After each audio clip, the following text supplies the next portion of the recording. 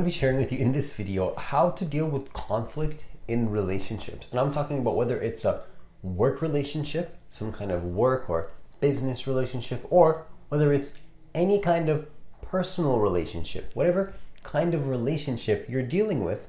I'm going to be sharing with you in this video how to deal with the inevitable conflict that's going to arise. Because here's the truth, no matter what, conflict is going to arise in relationships. Let's just get that out of the way before we get into the video, because that's the truth, is that no matter what, conflict is going to happen. There's going to be disagreements, and that's okay. In fact, in order for life to be interesting, everything can't just be agreeable. Everything can't just be in agreement, right? Not everybody can just agree with everything. It's okay to have your own personal perspectives and your own personal beliefs that misalign with other people's perspectives. That's not to say that we should dishonor or disrespect each other. You can absolutely have different perspectives with people, but then still not be in conflict. So where does the conflict happen? Well, the first thing that I want to share with you in this video is to understand that, the first way to really deal with conflict in relationships, whether it's a work relationship or a personal relationship of any kind, what I really invite and encourage you to understand is that, you want to be unbiased. You really want to be unbiased as possible, because the truth is that both people have a bias. You have a bias, and then the other person has a bias. There's no getting away from bias. Like, you have a perspective and you have a unique way of seeing life. And instead of pretending like we don't have these perspectives, I think that the best thing that we can do is honor the fact that, okay, here's the situation. We have a conflict right now. I have a bias. You have a bias. What are we both looking for? Ultimately, in any conflict, what both people are looking for is understanding.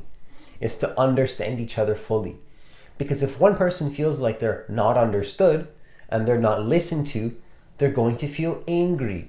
A really good mentor, I didn't come up with this, but a really good mentor of mine once explained to me an idea that I really resonated with, which is simply to say that one of the biggest reasons why a person might feel angry in their life is simply because they're not being heard.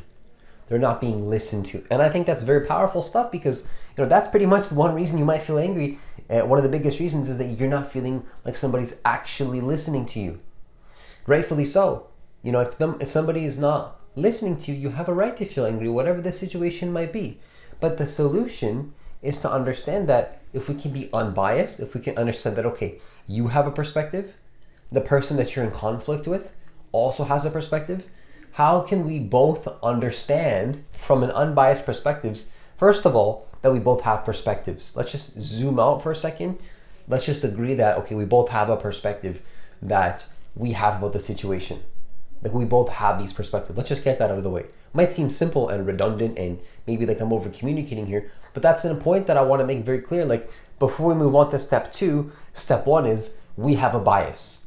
Let's not pretend that we don't have biases and wants and desires and, maybe some type of perspective that you have about that situation. You have a perspective. So remember that both people have a side. In any conflict, you have a side, they have a side. Let's honor those perspectives. Let's see that everybody has a say and a side to the story. Everybody has their own side to the story. So if we can start to understand that we all have these sides to the story, our own side, our own personal unique way of seeing it, instead of, dishonoring this aspect of life, we can start to talk about it. We can start to communicate about it. We can be solution oriented. We can try to fix the situation. We can try to move forward into a better situation. But if we are just going to pretend that we don't have our own filters and intentions and ways of seeing the world, we're going to walk through life and pretend like that's not the case. What happens is that that's a great recipe to create inauthentic relationships, inauthentic connections at work and your personal life. If you have these type of inauthentic connections, both in your work and your personal life, that's also going to be a recipe for a disaster in your life. Not a good situation. Really bad situation in your life, if that ever happens to you, God forbid, because now the entire relationship is going to be grounded upon a lie, not anything real. And so the key is to be unbiased. Just be totally unbiased, like honor that you have a perspective and they have a perspective, and let's look at that unbiasedly as not take anything personally. Nothing is personal. Yes, it's extremely personal from one level because you have a desire, the other person has a desire. Can we align? It might not align. Maybe it might be so personal to the point that, maybe it just doesn't align and doesn't work out in whatever kind of situation it is. But that's where you be unbiased and unpersonal and say that, no, actually, if that happened, that's not personal at all. That's actually okay. Even though we both have intentions, we can keep, the person can still be there, the situation can still, the disagreement can still happen, or the agreement can happen, but there's a non-attachment to the personal participation of that situation, or participating in that situation in the personal aspect of it, in the personal aspect of the interaction, right? The unpersonal is the unbiased overview of not judging any thoughts, not judging any intentions. We both have a side, let's talk about it, let's communicate about it. Now, the second thing that I want to share with you in this video is to understand that the second way that you deal with conflict in relationships, whether they are work relationships or personal, is to understand that a really good thing you can do is be solution oriented. Whatever the conflict is that's happening, if you're solution oriented, that's going to show your level of maturity and the level of growth that you've already experienced and how much more you want to grow in your life as well. Because most people want to just be emotional and then talk about things, but not change their behaviors, not change the results and how they're acting in their life. You got to change the act up sometimes. You have to act a little bit different. You have to be focused on a solution. So if you're dealing with a conflict, if one person is solution oriented and then the other individual is not solution oriented, well, then that's going to be a relationship that lasts maybe not very long. It won't really last in the long run. And you'd be surprised, if that relationship lasts even any short time, because again, it's grounded upon a lie. But if you have a type of relationship where there's always a solution oriented mentality, that's going to stick around for quite some time, because those two people in that relationship, whatever the kind it is, are going to want to always try to solve the problems that happen inevitably so. And I want to get another thing out of the way as well. I'm not sure if I said it in the beginning of the video, and if I did, and I'm going to repeat myself, then so be it. But just remember that problems are inevitable. Problems are inevitable. You're not going to have any relationship where a problem doesn't happen. Whether you're at work, whether it's a friendship, whatever it is, right? Problems are going to happen. So let's just remember this, right?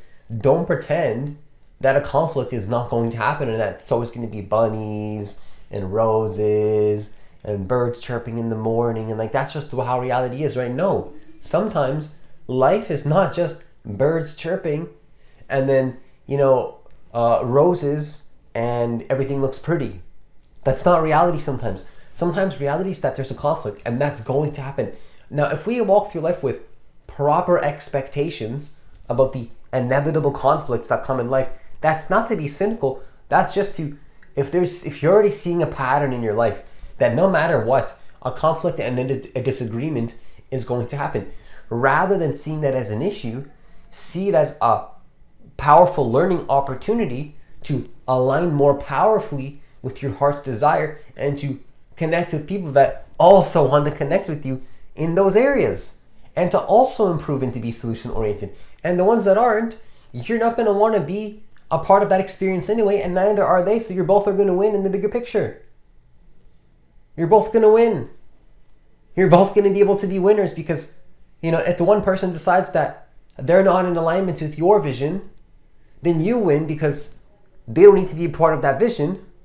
They win because they clearly don't want to be either. If they don't want to be either, then that's okay for that situation to result in that way. So try your best to be solution oriented, and then this is what's going to allow you to really deal with these conflicts in a very powerful way.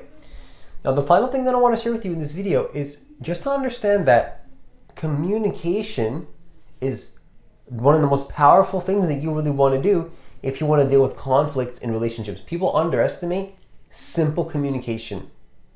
Simple, normal, not over communication, not under communication, just communication. Just simple communication. Be normal. Oftentimes the best way to deal with conflict is to be as normal as possible.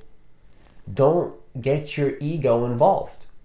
Don't let your ego get involved, because that's how you escalate a situation, right? This is how you start to bring in more negative energy into a situation that you don't have to, and more unconsciousness into the situation. What you really need more is more consciousness and more understanding of the situation. Not more ego and reactivity and like, why is this happening to me? And like, this, and like, I'm better than this person, and here's why I'm qualified. And it's like, there's a time and place for all this type of energy, but a lot of times can be solved with just simple communication. Just very simple. Be as normal as possible. Normal Steve, normal Joe. Just be normal. Nothing crazy. Communication. You can see people that are extremely upset about something and have a strong emotional charge about something, and all you have to do is just be a simple, normal communicator, and you might find that person in 2 minutes time comes back and they're like, hey, I'm sorry about that. I'm totally fine now, right? But that, because you held that space to not be fueling anything that you don't need to be fueling. So just remember that if anything's too heated, and even you feel too heated, or maybe you feel somebody else is heated, what's often really good is that these two people just take space from each other for just a little bit of time. Because, when you're in a heated state, that's going to affect the way that you see the situation, when maybe the wisest thing to do is just to take a step back for a moment, take the space, come back to a different state where you're not going to be as heated, and now you have a better state to talk about that topic, to not be so attached and feel the negativity and see attached to the past, emotions that are coming up. You don't need to be attached to all these past emotions. All of this can be let go of if we just simply start to communicate more. So that's really the solution here that I might encourage you to do, is just to communicate a little bit more in your life. Be more communicative of everything that you do, whether it's something that you're doing with your people that you're working with. Don't over communicate and repeat yourself, but say stuff that you believe is necessary. Get to the point. Work on concise communication, making sure that your words are concise, easy to understand words, so that people don't need to overthink or over analyze what you're saying. It's like you say the communication, they receive it, and then you go back to your work and you go back to whatever it is that you have to do, or whatever your desire is. So simple communication, right? Because when people stop communicating, stop telling people things, like, it's really about communicating what you want. Like, one thing that you want to do as well, in my personal experiences, what I think is extremely powerful, that I didn't come up with this on my own, what I think is very powerful, is to be trusting your voice to communicate for whatever it is that you desire in your life. The voice is a very, very powerful mechanism that I think a lot of people very, very much so neglect in their life, because it's like your voice is the most powerful tool that you have in your life. It's the most powerful tool. And if you don't use your voice, then you're neglecting the biggest tool that you have at all times, which is just to simply ask for whatever it is that you care about in your life. But it's not about disrespecting others or dishonoring others. It's about controlling what you can control, which is just your voice. Your voice is what you can control. You can't control people, you can't control situations, you can't control the outside world, but what you can definitely control is your actions and how you talk to people, and how you act. Once again, actions are how you act. How you act and actions are connected, because act is literally in the word action. So what that means is that if you start to control the variables in life that you can control, and communication is one of them, you're going to be able to de-escalate conflict. Conflict that starts to feel very escalated, you can calm this escalated situation down, because you see that simple communication is probably lacking in that situation. So be the middle ground, be unbiased. If you see two people arguing, how do you fix that? You take a step back, you make them see their own perspective, and that they both have a perspective, and that they're both trying to be biased towards each other, and be the middle ground to communicate that to each other.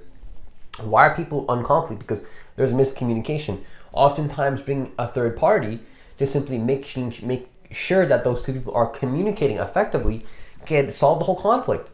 The whole conflict can happen between two parties because there's just a lack of communication, a lack of understanding on both sides. So maybe you might need to be the middleman for somebody else to solve that conflict by helping them to communicate better and to see where they're misunderstanding each other, where they're not fully seeing the situation from each other. So this can help you in your own life with conflicts that you have, or maybe you're going to be that person wanting to help somebody else with their conflict and see that, wait, the biggest reason why this is probably happening is that they're not communicating effectively with each other. They're not able to see what's happening with each other because they're so focused on themselves and themselves, they're not understanding each other. And how it's not just about me, and the other person's thinking about me. No, it's about us. It's both of you in that situation. Whatever that situation is, there's two people involved, right? Don't be so attached to your ego to think that, oh, everything has to be done alone, by yourself. Some things are not a one-man show. Some things in life are not just a one-man show. Even if you think it's a one-man show, think about all the support systems that you had to allow you to even be a one-man show. A lot of things in life are just not a one-man show. Many businesses, many great ideas, yeah, they happen with one person, but then eventually you need a team of great people to keep that business going. To keep something going requires a team of people. And if it's not even just that person needs a team of people, there's a team of people working to support them in some way, whatever it is that they're creating in their life. So we need to start to remember that communication is very important when we're dealing with conflict. Oftentimes, it can be the differentiating factor between if a conflict is solved or not. That should be number one. The first thing that we focus on is how effectively are we communicating with each other to see, can that solve the conflict? And I think that a lot of times it can. So if you want to really step into more of who you prefer to be in your life, let go of these conflicts, try to communicate more and see how powerfully this affects your day-to-day life and how much closer it brings you to what it is that you want to create